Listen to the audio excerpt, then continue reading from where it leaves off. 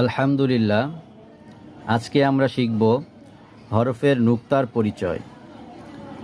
এই ফোঁটা চিহ্নকে অঙ্কে বলে বিন্দু, আর আরবিতে বলে নুক্তা।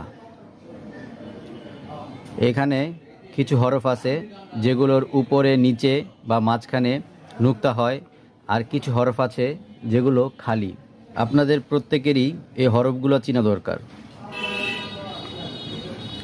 আমি একটি হরফ দুইবার করে উচ্চারণ করব, বলবো, আপনার সাথে সাথে পড়বেন। আলিফ খালি, আলিফ খালি। বায়ের নিচে এক নুক্তা, বায়ের নিচে এক নুক্তা। তায়ের উপর দুই নুক্তা, তায়ের উপর দুই নুক্তা। সায়ের উপর তিন নুক্তা, সায়ের উপর তিন নুক্তা। জিমের পেটে এক নুক্তা, জিমের পেটে এক নুক্তা। হা খালি, হা খালি। খয়ের উপর এক নুক্তা, খয়ের উপর এক নুক্তা।